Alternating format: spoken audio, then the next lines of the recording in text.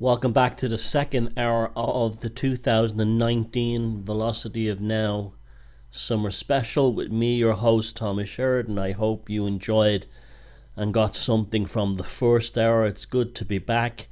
Hearing the theme tune, which I wrote 6 years ago on my old Yamaha synthesizer, it sounded great. It was like being reunited with an old friend you'd fallen out with and you'd made up with them again. It felt like that.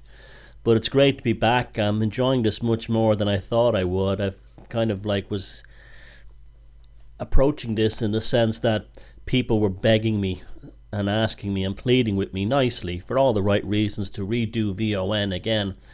And I have to admit that I first did it out of a sense of obligation and not really feeling my heart was in it. But as soon as I heard the opening theme tune, it was like I had necromanced the show and its format, in its comedy, its topics, its interest, its discussion. So I have to thank you guys for that. It was your pleading and annoying is actually did me a lot of good. Now, as you know from listening to this show over the years, I'm very, very interested in dreams and dreaming, what dreaming is. That dreaming is not a passive pastime.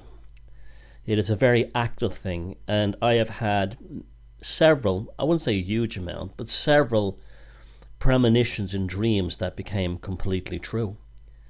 It's really quite remarkable, and it's something that has been very central to my own magical life and spiritual experiences, along with art and everything else.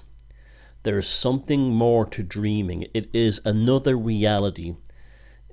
It is something there. It's the mirror world or something else. It's another gateway or portal into another reality, and also by extension it is a portal or gateway for anything on the other side in that reality into this reality. It's a two-way street, a railway or a railroad or a train track with two lines. A few years ago, God, maybe 4 years ago now, I did the VoN dream experiment, and we had off the scale spectacular results. We predicted a mass explosion in China, and a week before the horrible Bataclan attack in Paris, people were saying something about a dream, something about Paris in a dream, and something about a museum or a cultural centre. And it was at that point I decided to stop the dream experiment, because I wasn't completely sure that we were actually, as a group, seeing this coming or creating it. So I just didn't feel right about it anymore, so I stopped it. In fact, after the Bataclan attack, I was actually very depressed for a couple of weeks, because I don't know, it was almost like I felt guilty about it or something. It was hard to explain, but that's life. We live and we learn. Now, regarding dreams, I'm pretty sure I've spoken about this on VoN in the past. I've definitely mentioned it on my social media. But I've been having a current dream for about 6 or 7 years now. And it changed about 2 years ago, but it's still essentially the same dream. In the original version of the dream, which first showed up on September 29th, 2012, I had entered into a house that was basically a 3-story domicile, American colonial type house you'd see in somewhere like New England, Cape Cod, or down in Cape May in New Jersey. Those kinds of wooden 3-story Gothic pretty versions of the Addams Family house. They're usually painted bright colours like pinks and yellows and pale blues. You see them all over New England, and you see them all the way down to the south as far as Savannah in Georgia. One of them on a street corner. And I went into the first floor, and while I was in there, this bunch of like hysterical people came in and started rummaging through everything, looking through the cupboards, the drawers, as if the wardrobes, pulling drawers out of cabinets, as if they were frantically looking for someone. And then one of them opened the door to a back room, and I said, "Don't do it." And when they opened the door to a back room, this entity came out. And to describe it as terrifying would be an understatement. It wasn't so much that it looked terrifying. It was basically as if someone was wearing a sheet as a ghost, and on top they had a polished dome of a head like a peanut, but bright and white. And they had two hands, and one hand was loose and the other hand was holding a single eyeball in it. Now this is ironic considering that became, the Simulacr image kind of ended up in the book Sorcery, and that wasn't my design either. That was the artist Katie Williams. But it came out of the room and they all started screaming, and it moved towards them floating, making a buzzing electrical sound. This was a demon, absolutely no doubt about it. And when it came close to them, they screamed in terror and dissipated, evaporated. And it tried to come after me, but I managed, and I could not describe the experience. It felt like my life was being sucked, my life force was being sucked out of me, was being eaten or harvested. And very much that I was in the presence of a predator. And I managed to get out the front door and escape. I've come to see that entity, which I originally called the electrical night jester, I've now come to see that as the babbler in the abyss, the super demon that both John Dee, Edward Kelly, and Neumann and Crowley encountered in the desert. It absolutely was that, and especially as I did that very famous and very popular VoN broadcast about this demon, which I will not name. The babbler in the abyss is how I will refer to it from now on, because that's what it is. And this thing has been at war with me since 2012, through mostly the internet and social media, by infecting certain individuals, taking over their consciousness, mostly mentally ill people and drug addicts or people who suffer from psychiatric disorders, which is how these demons actually work. And it's over now, it's gone. It's been dealt with.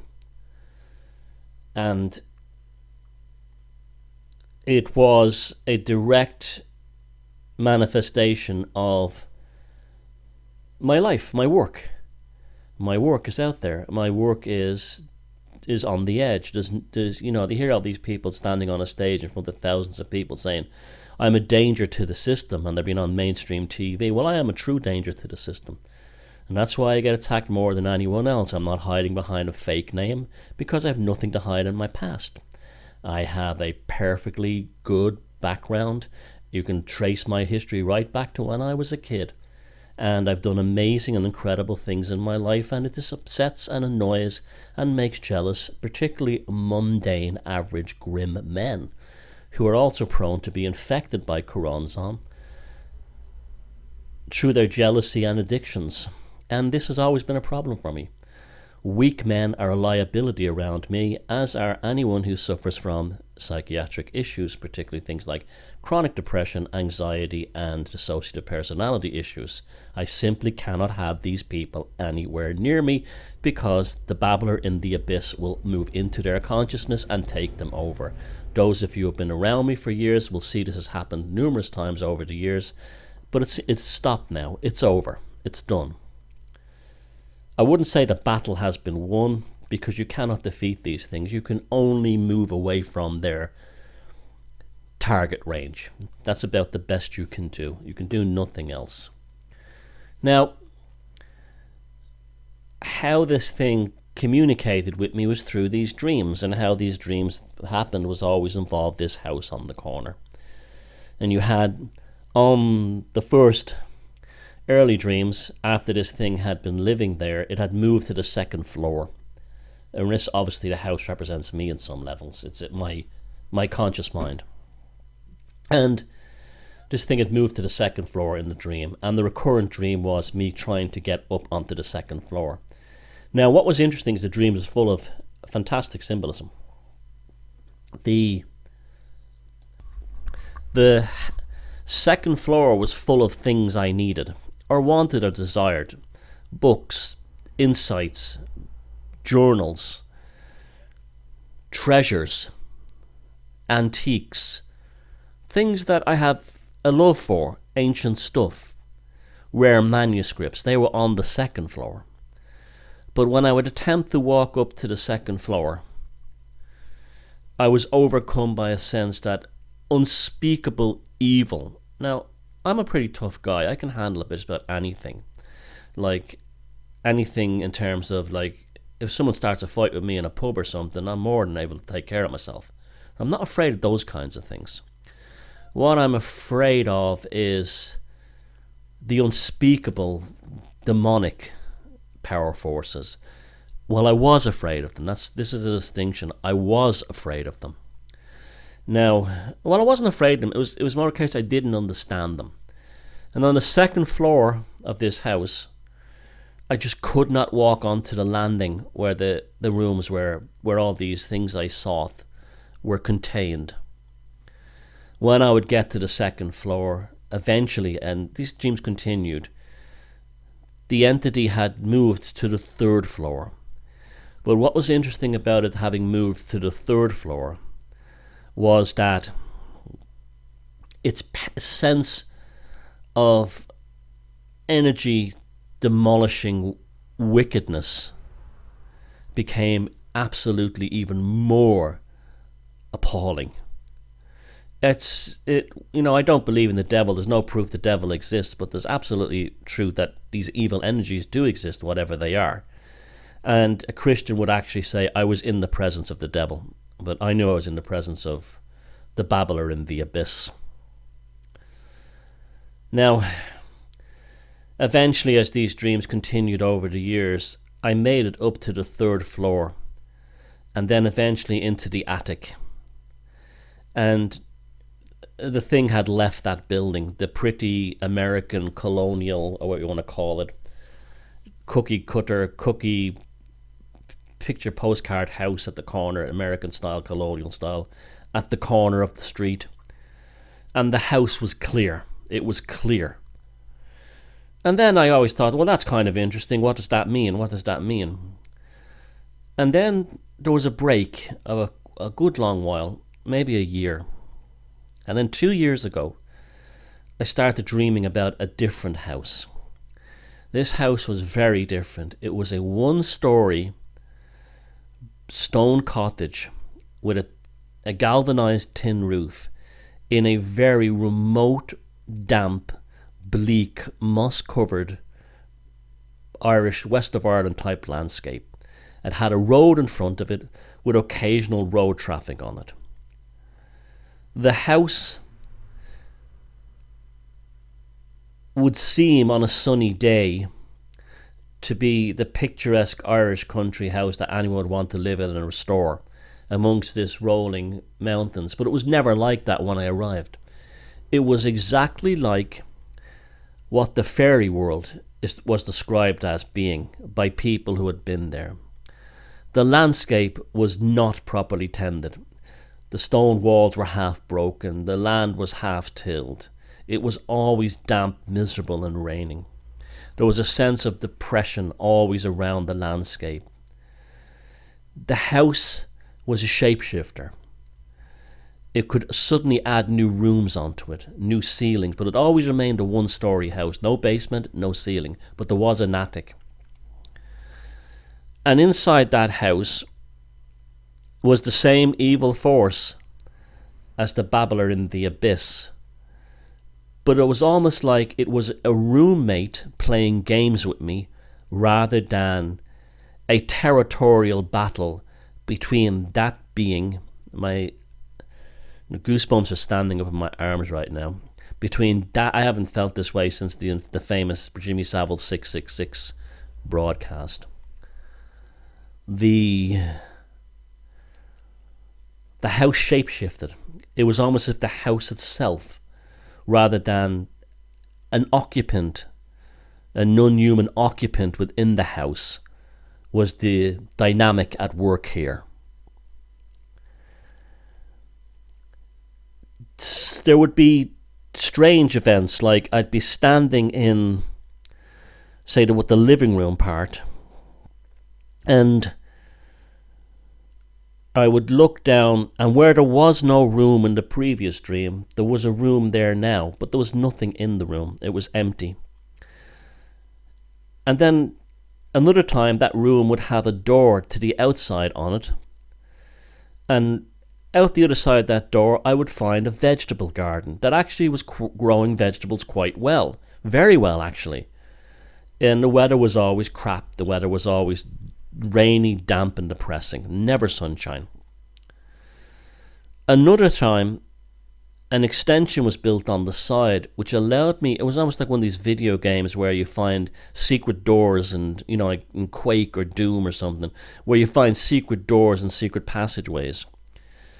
And this sudden appearance of this flat roof extension on the side of the house, I was able to climb up on top of it, and on top of it was a hatch, and into the attic, and I was able to gain access to the attic. And when I opened up the attic and went inside, it was filled with people, and there was no expression from them. They were saying nothing, they were doing nothing.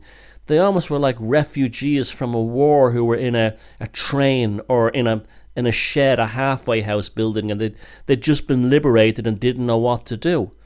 And so I told them all to leave, and they all went through the hatch and went down the ladder and left.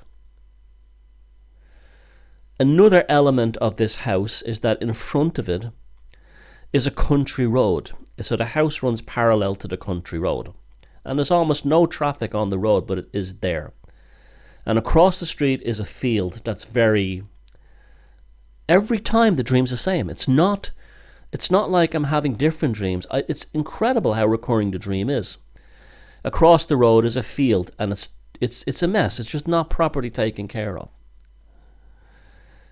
And it's almost like the hotel in The Shining. In the original book of The Shining by Stephen King, the hotel itself has a consciousness, very different than the movie, and it plays tricks with Jack's mind. And that's how this house felt to me in the dream. It was gaslighting me. It was keeping me in a place of constant confusion, but not in a dark way.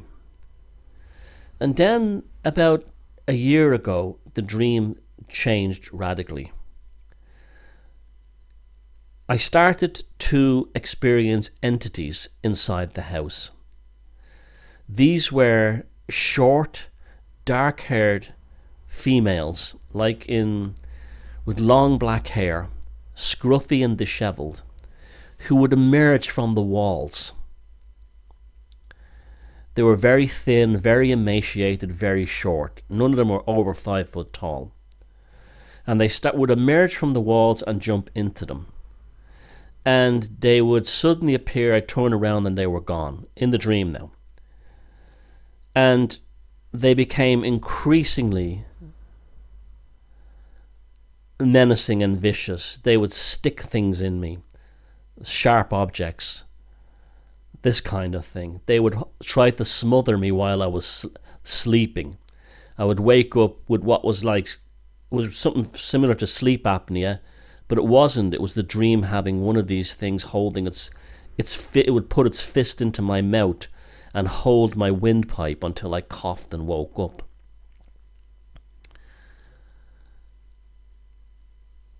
This was gone for months and months.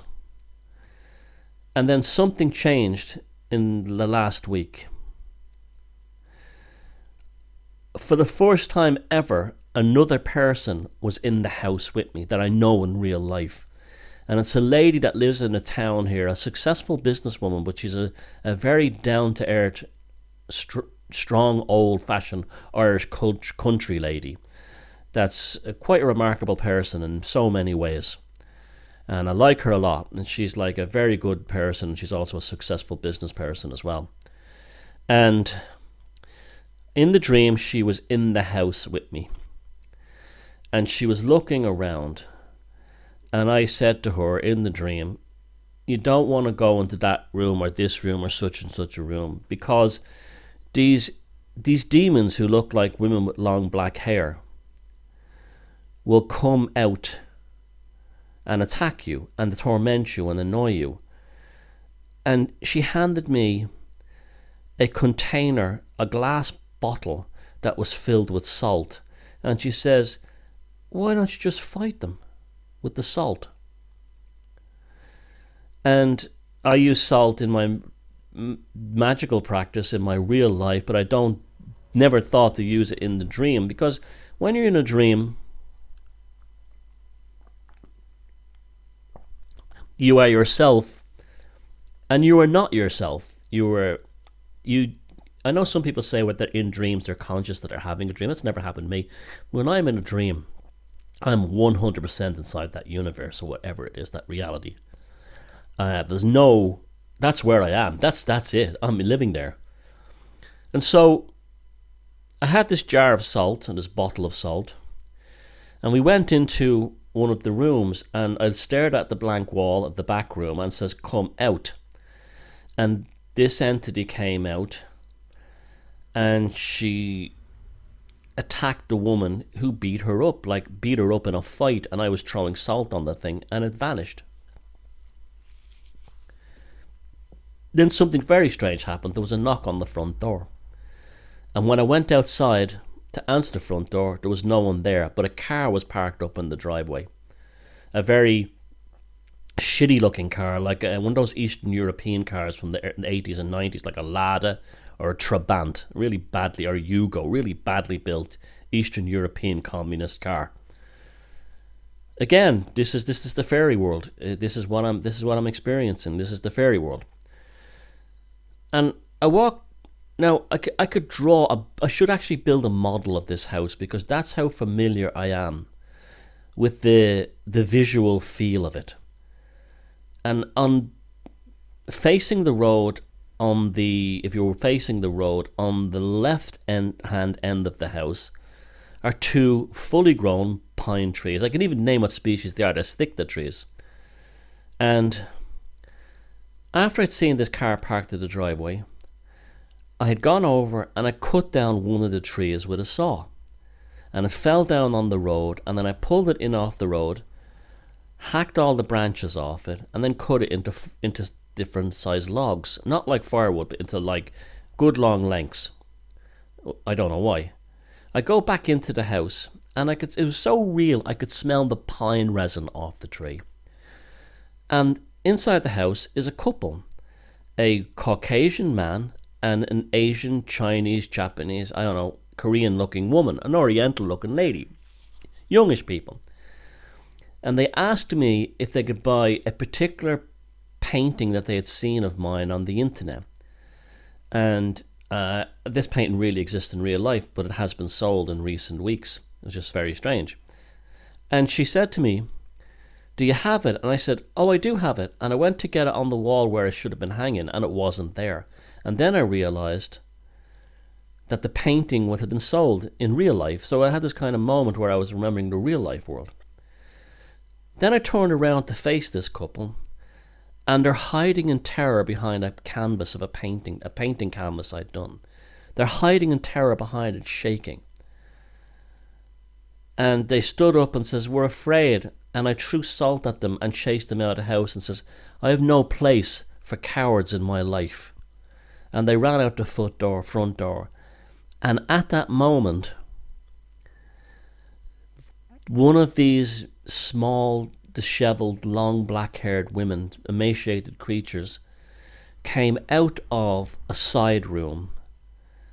And it was the ultimate one of them. It was the master. It was the head of the snake. And grabbing a handful of salt, I charged and jumped up on a sofa and came landing down on this thing and screaming, "I've had a fucking enough of you, you shit piece of shit." And it screamed in terror, and it was clawing and ripping me to bits. But I pushed it into the foundations of the building, and then suddenly I woke up, feeling as if I'd been released from a prison. And ever since then, things have been very strange. Now, this was only a couple of weeks ago, but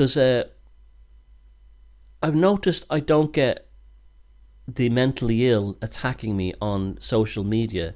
Like, you'd get them coming into my Facebook page, and they would lurk there for a while, and you could always tell them, we always some the same kind of look, a loser guy, and his profile picture be like a loser English guy or a loser guy from from Ireland, and his profile picture would be them smoking a cigarette or a joint and with a smirk on their face. And that would be like, and they're always an ugly bastard and a classic like loser, council state loser. And eventually they would kind of activate and start making shittier, snide remarks against me. That's all stopped. All I have now is beautiful and goodwill, kindness and love on my social media. Everyone's happy. Everyone seems to be just enjoying the banter. There's a sense of cleanliness. It's clean. And I now realise that ever since I stepped up to the plate back in 2011, 2010, that the babbler in the abyss has infected these entities, loser males, drug addicts, meth addicts, people with psychiatric issues. And I'm not putting down people with psychiatric issues or people with problems like clinical depression or anything like that, or anxiety. But that they're open doors because they're firewalls. And it would work on their paranoia and work on their terror and put them into a state of aggressiveness, often extreme passive aggressiveness towards me. It's almost like I've landed in a place of just renewal and freshness. And even the new people that have come into my life, they're all very positive. They're all very laid back. They're all very funny. It's really, it's the curse has been lifted. Now it's gone somewhere else, of course, but it's over. The battle is ended. It hasn't ended in me having a victory or a defeat. It's a war of attrition where an armistice has been declared. And that was based on the fact that I fought back in the dream world. And I haven't had any more dreams ever since this thing ever since. None at all. I just have normal dreams now, doing things. That house is gone. That house is not in the dream anymore. And I realised that that house is obviously symbolic of me, a house that I built. And it was filled with the wrong energies that had been let in. Due mainly, like every problem in your life is caused by yourself, unless you're walking down the street and you're attacked by a mugger who stabs you or something, or a stray bullet hits you or something, or a drunk driver. But everything in terms of every problem you have is your own fault. Everything that you project onto other people is something in you that you're projecting onto someone else, so you don't have to own your own shit. And we live in a world today that's filled with that stuff. If you look at all these snowflakes and millennials and SJWs and Me Too grades, that's all about failures in life, disappointments, things they don't have being projected onto others. It will go to extreme lengths not to own their own shit. And what I've discovered most of all, and the most important aspect of this dream, is to learn to be more open-minded. I'm trying to be more open-minded. And secondly, I can't be as open and friendly as I used to be, because I let damaged people into my life, and damaged people are dangerous people for someone to have around me in my life. they're dangerous. They elevate me to a level of godhood or something like that, and when I don't validate this, they go absolutely fucking insane. And that's not how I can live anymore. And that's my fault. That's completely my fault. I keep forgetting that I'm not an obscure nobody. Now, this is a beautiful thing. It's, I'm actually very happy with the situation now. Of course, there will be challenges and everything else will come along, but I do feel like a parenthesis or a full stop has been drawn on all this particular aspect of it. And everybody can move on, and it's, life is good again for everyone if you want it. I have really come to see dreams as the greatest oracle there is. As devoted as I am to the tarot, I don't know a lot about astrology, and I do have a strong belief in auguries, such as following birds, watching the weather. I believe that they can actually tell you the future. But there's no greater oracle than the dream. There absolutely is no greater oracle than the dream. None. And I've always, from day one, you saw that film I did, God, it must be 10 years ago, How to Wake Up, or How to Paint Yourself Out of a Corner, and I spoke about even the effects of dreams back then. More than ever, have I a stronger belief in the idea of dreams. Now, one of the things that's maybe more open-minded is, for instance, I used to be very hostile towards people who believed in aliens and UFOs. There's a good reason for this. It comes from the Van Daniken days, and the idea of people like him were just a danger to me. They were a danger to human beings, because they would make human beings believe that they couldn't do things like build pyramids and ancient amazing structures, and they needed the help of angels, or they needed the help of aliens. And that's exactly the same thing as saying they needed the help of gods.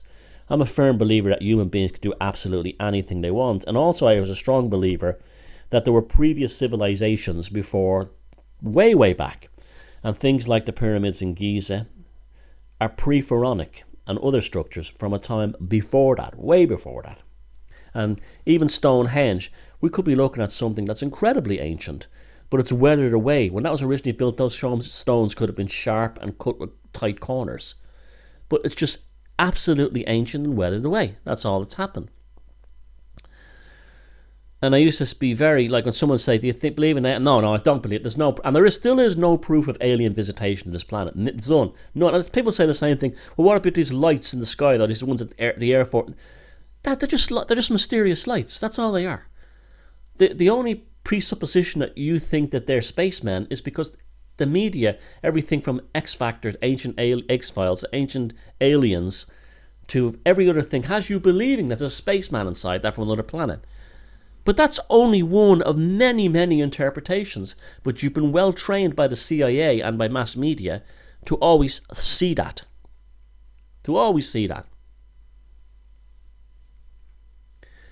And this is what used to annoy me about it. Well, if you've seen my Enuma Uma video, and also the follow-up thing that happened where there was suddenly these bizarre out of the blue UFO flap in Ireland, I don't believe in aliens still visiting this earth, but that thing was definitely an intelligently controlled object. Whether it had a consciousness of its own, whether it was being driven by something inside it, I don't know, but it did. There's absolutely no doubt about that. As are those strange lights that the Air Force and so on will chase. Now I'm willing to talk about it, because I still believe that it's a manifestation of the angels or the demons or the entities or the jinn or whatever. But in the past I don't even go there. Don't even take me there. And a lot of it had to do with the fact that, as I said, the likes of Van Daniken saying that we were not masters of our destiny. The same thing with this whole horrible idea of the Anunnaki and ancient aliens changing our DNA so we become a slave species of God. I'm nobody's slave species. Neither are you. This is all part of this Christian Abrahamic thinking again. Cast out of paradise. And it's a very poisonous thing, as is the whole alien disclosure salvation thing. That's another form of Jesus is coming to save us. That's all that is. And that's why all these aliens, contactee cults who talk about a certain event, whether it's a spaceship landing or comets coming, this is all just another manifestation of Christianity. And that was another reason I was very hostile to the idea of aliens, because of these, reading books like Messengers of Deception by Jacques Villay, and seeing this how these alien UFO Christian cults operate, and the way they destroy people's lives and so on with false hopes of salvation, trapping them into a result that's never going to happen in order to feed the parasites at the top of the cult. And that was another reason why. But now I'm more open-minded to it, in the sense that I won't instantly, put people off. Now, this Area 51 thing is another aspect of this. I don't believe for a second that those million or so people that signed that are going to show up at Area 51. That's obviously people having a laugh. And I wouldn't be surprised if it's been stoked deliberately by the military services for lots of reasons. It's a fantastic social control experiment. It really is. Another one is that maybe they do want some people to show up and just kill them. I don't know, for as an example. Another reason is it reinforces the idea that there are alien spacemen inside Area 51. It reinforces that idea. And so people think this, if we go to rescue aliens that don't exist, it somehow makes them real. Now, there's also a possibility that just like Baphomet, who never existed as a being, is probably alive and has been created somewhere, just like people have met Batman and Spider-Man. If you put enough concentration on something, the way that the Shadow Man, the Shadow Person, is absolutely a byproduct of the Sandeman Port character. And you put enough concentration into something, it comes alive in a telepathic form or similar, as a thought form. So yeah, there's elements of that to it. I do believe that when people are seeing aliens, they're seeing aliens, but they're just having the same experience when our ancestors saw fairies and so on. But again, I'm more open to this. I'm willing to talk. I'm willing to discuss it. And that's been part of this process too. That the rooms, I think the rooms in the house that I couldn't gain access to were me being closed-minded. If me being closed-minded to certain things and not meeting people on the aliens thing halfway, and so on. And even with religion and things like that, even though I can't stand Christianity, I think it's an awful religion, I totally get why people would have an appeal towards the ideas of the idea that Jesus Christ and decency and peace and fellowship that's been promoted by the Roman Empire, these are noble, virtuous aspirations. I totally and completely get why people would be into that. In the past, I probably would have laughed at them, but now I understand better. I'm becoming definitely a lot more open-minded, and I do wonder is this the reason why we battle with these entities? To force us into a position of no compromise. You look at so many of these Antifa types, or these Extinction Rebellion types, or these extreme SJW types, there's nothing behind their eyeballs. They're like meat servitors. They've been activated. And they're unable to compromise or meet anyone halfway. Is this a result of them having their own internal battle? When they use the expression, when you hear the expression, everyone has to battle their own internal demons, we know it's normally applied to people who are alcoholics, drug addicts, or have gambling problems, or who slap their women around, or that kind of thing. It's usually applied to that. But I'm starting to see that it's actually literal. It's actually literal, and the biggest demon of all, the babbler in the abyss, came after my ass. And it gaslighted me with all these dreams. It gaslighted me with all these scenarios. But at the same time, too, this is how these things work. As I said in the first hour, we've had an unfortunate death in the alternative media of a woman who made the catastrophic mistake, and I'm not slagging her off or putting her down. I think it's extremely sad. But this same old, worn, time-weary mistake of actually believing what these things are telling you. and actually being played into traps. And she thought she was communicating with a non-existent entity called Baphomet. Baphomet did not exist. Baphomet was created by the Templars under duress and torture, and that's all that was. They would confess to anything. Many of them had no knowledge of it, and they all gave different descriptions of it. And the image you have of Baphomet today from Levi is basically a reconstructed version of Pan. There is no Baphomet entity out there.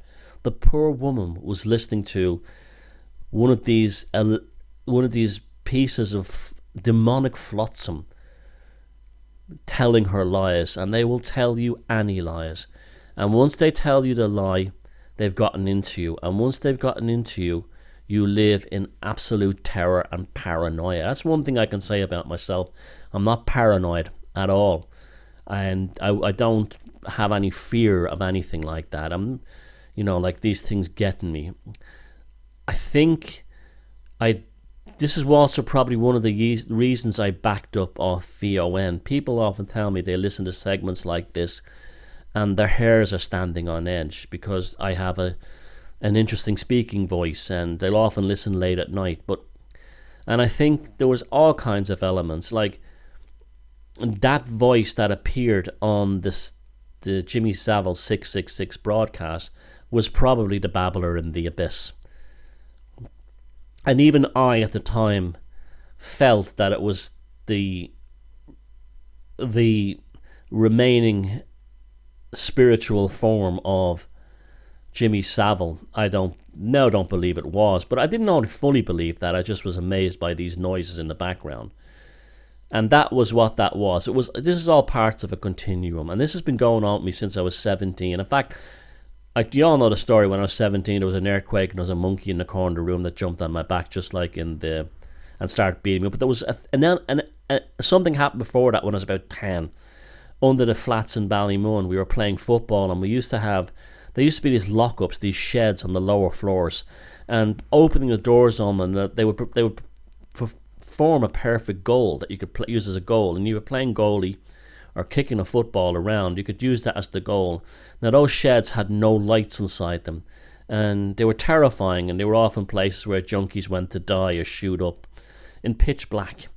And I was playing football outside them, and the ball went into it, and it was a beautiful summer's day, and I walked in, and there was, when I picked the football up off in the darkness, I looked up, and there was a disembodied head floating in the darkness looking at me.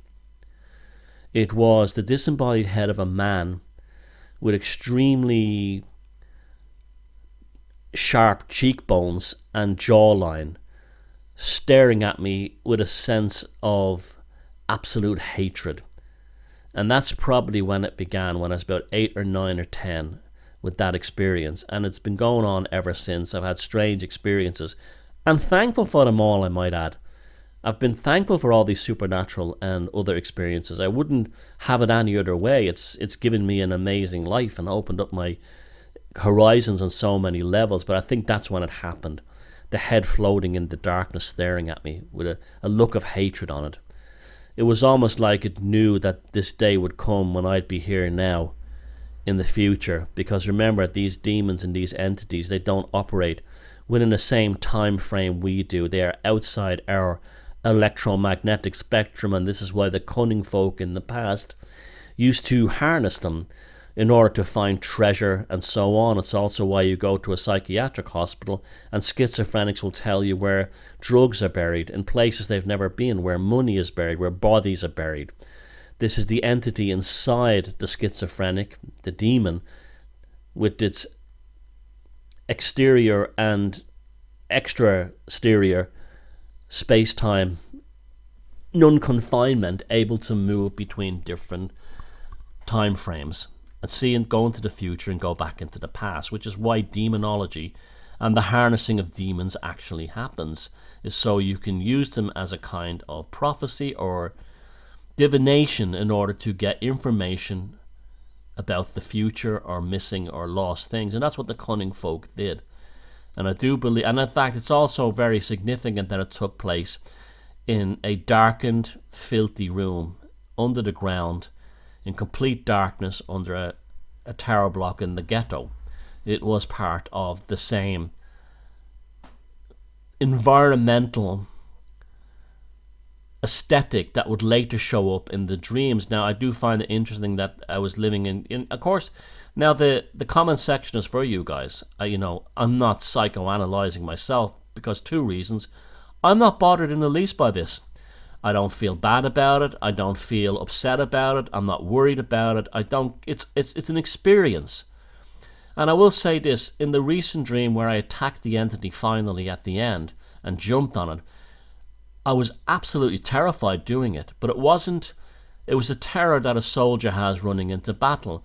Any soldier will tell you when they were charging into battle, they were absolutely terrified. There would be liars if they said they were not, or they were probably psychopaths. But I was absolutely terrified. But it was a necessary terror. But when I wake up and in my normal life, I'm not bothered by this. I'm not disturbed by these dreams. I never was in that way. It was always an element of analyzing and rationalizing, or I would even do things like write down what I had for dinner the night before to make sure it wasn't the dream or nightmare wasn't. I wouldn't even call them nightmare. I would call them like consciousness battles. There was definitely a shamanic element to it, like as the Benedate described by Carlo Ginzburg in the night battles. There definitely was that element to it, no doubt about it. The vibe was very much that, but I was never like when I mentioned this on Facebook last week. People were saying, "Oh, we send you love," or well-meaning, and God bless them, of course. You'll be protected and all this stuff. But the thing is, I wasn't afraid. I wasn't frightened. It was very different than that. It was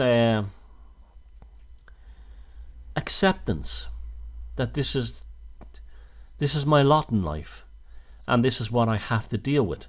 It was a fulfillment of a story that happened. Just like you'd have a bad relationship. You'd have a relationship with someone and you were all in love and everything and it was going great, and then towards the end you were fighting and hating each other and it fell apart and you ended up in things like divorce courts, fighting over the kids and all this kind of thing. And you could sit there saying, "Oh, that was a horrible experience," but that's not going to undo it. We're back to the whole thing of owning your own shit again. Or you could say, that was a learning experience, and I'm going to learn from this going forward. It is an experience that I underwent. There's nothing I can do about it. I don't have a TARDIS. I don't have a time machine.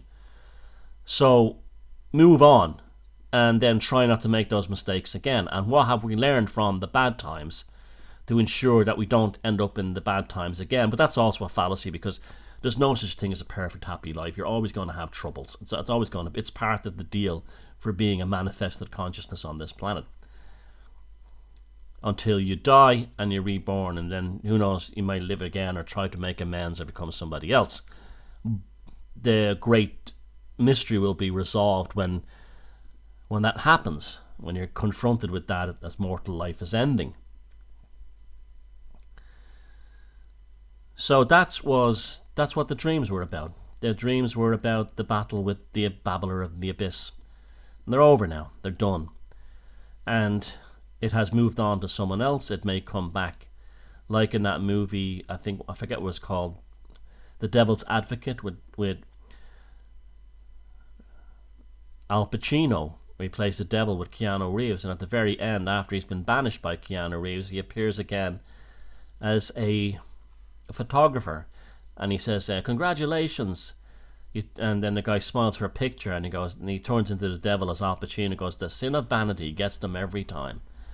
The thing is that you have to be wary, you have to be careful, and I'm sure this has happened to lots of people, and I'm just lucky that I'm fairly well known, and I can make a radio station and program and talk to you guys about it.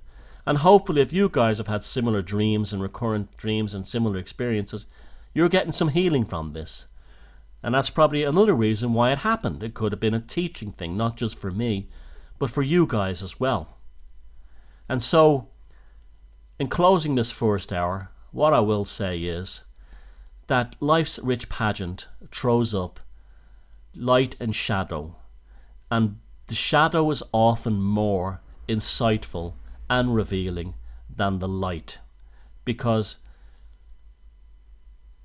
your consciousness requires you to learn from the friction forces which impact upon it, often via your own fault or doing, in order to learn from it.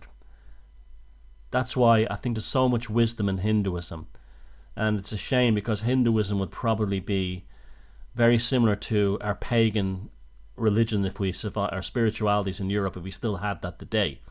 But that's really what it all is about. That discussion between Arjuna and Krishna in the chariot is the story of your life.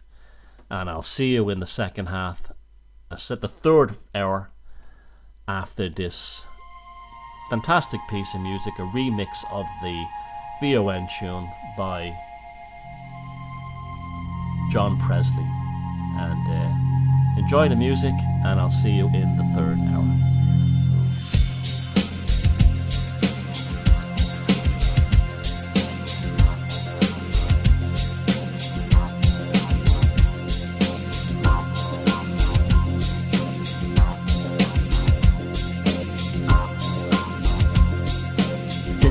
Salvation is a very interesting thing, especially when people talk about their independence, their free will.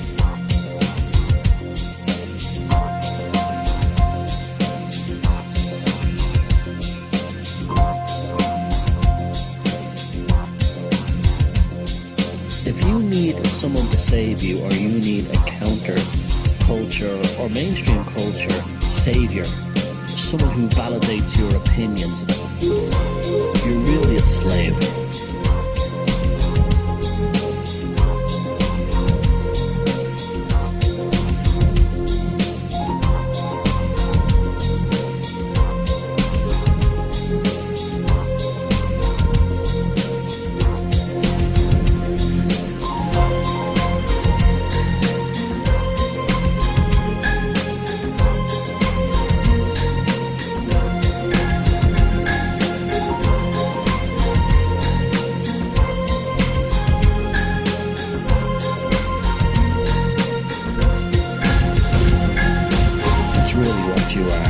Suffering from a disease, and the disease is that you have not understood that the problem is really your belief in external salvation beyond yourself.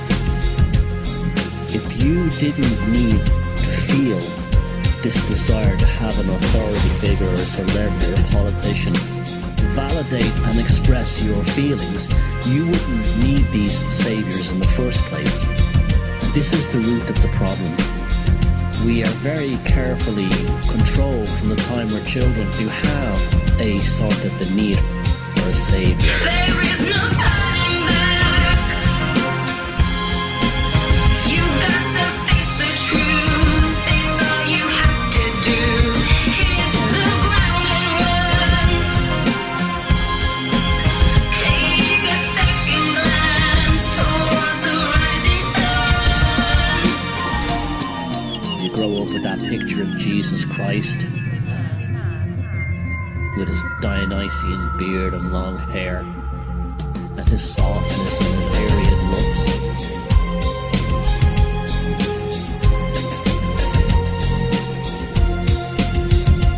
And you believe that deep in your subconscious that this is someone you need.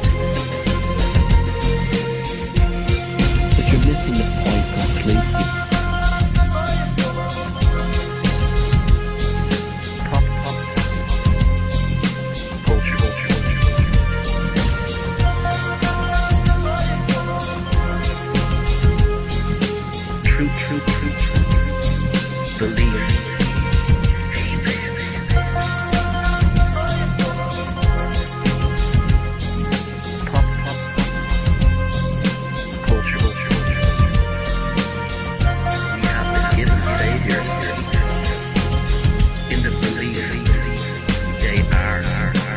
Only